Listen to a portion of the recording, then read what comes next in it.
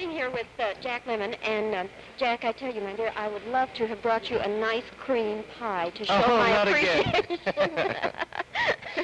Will you ever be able to face the cream pie again?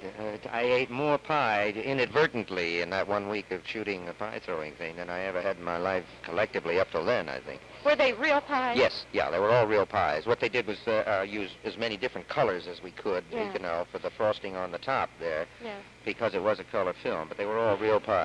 Yeah. And they're heavier than I thought. Yeah, they smart a little bit. Yes, it kind of makes your eyebrows bend when you get it in a push. You know, I must tell you that I have never seen a pie throwing scene that I ever laughed at. To me, that just wasn't funny. And this one is absolutely hysterical. Now, why do I react that way to this I one? think, because we've all seen pie throwing scenes, you know, from Max Sennett on up.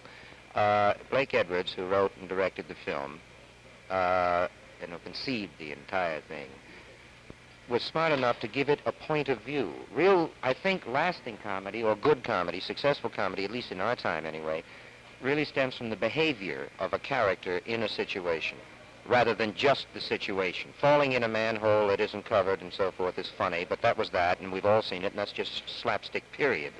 Although this uses slapstick, the film, to a great extent, the behavior of the characters within situations really is what gives rise to the humor.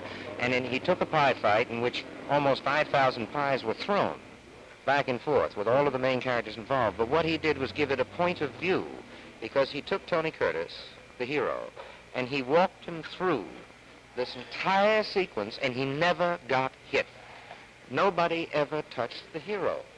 And with all of the pies going and the cuts to everybody, a complete blob and mess, you know, like the Thing from the outer world, within minutes, the hero, as he had been all through the film, was still spotless in white, straight through the entire thing. And that sort of gave it a point of view, and it wasn't just another pie fight, until suddenly at the end, when finally Tony, for the first time in the film, gets one right in the puss, and at the two previews I saw, the whole audience burst into applause, because finally, you know, he culminated the whole thing. He made it a separate sequence and story in itself. That's why I think it was successful.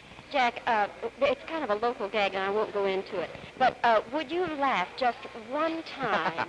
And I'll hold the mic out here so the sound man won't, you know. You mean as Professor Fate? Yeah. He won't be as low as it was 3 months ago when I was doing it, because I hollered from hills. Thank you, Jack Lemmon.